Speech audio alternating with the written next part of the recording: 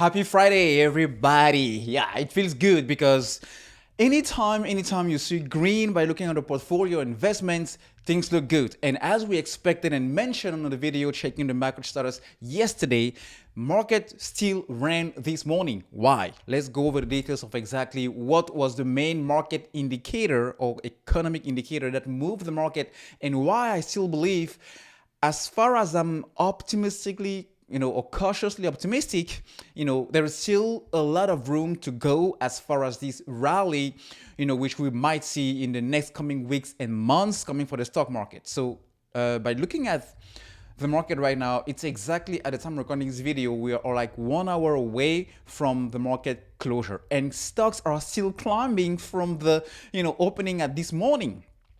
Dow Jones up 135%, S&P up a little bit over 2%, and the Nasdaq a little bit less than 3%, which feels really, really good because, as I mentioned yesterday on my videos on, stocks may explode or the stock crash may be done.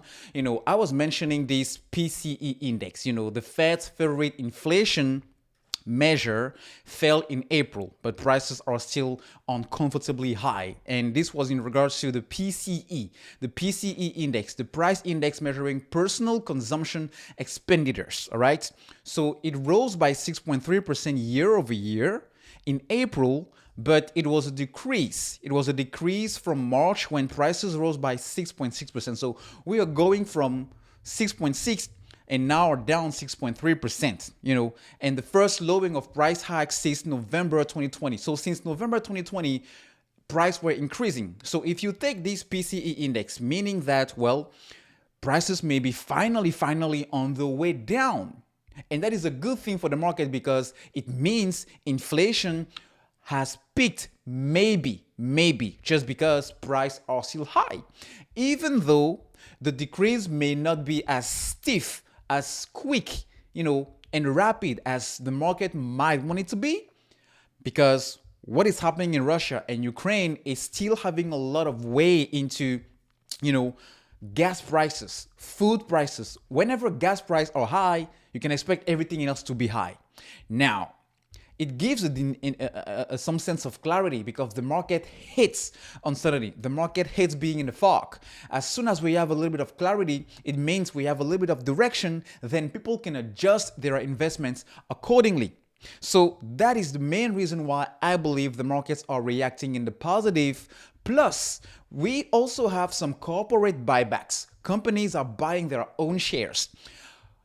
Executives are also buying their own shares. All right. So these two indicators are also weighing in these markets, being a perfect setup for not only another rally, but also shorts may be covering because things are not looking as bad as they used to as far as inflation go, because ultimately it means the Federal Reserve may not be as aggressive as it will be. And they might be, they might end up being a little bit accurate about not being as aggressive as early as maybe the beginning of last year, because the market has been, some people in the market have been blaming them. So that is the news around the market, and this is why I believe now that recession might be not as risky, and prices might begin to start dropping not as fast. That's why I'm remaining cautiously optimistic.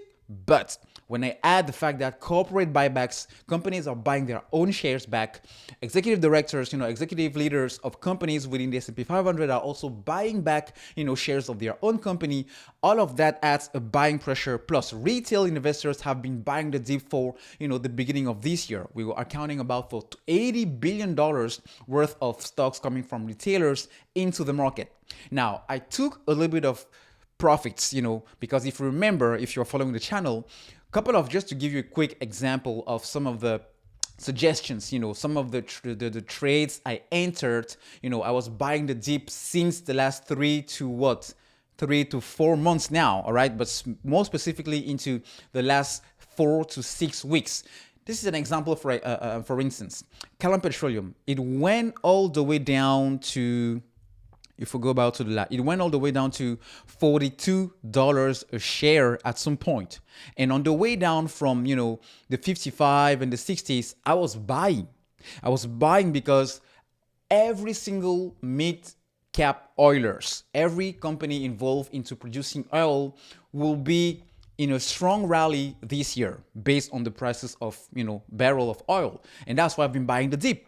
So in the last month,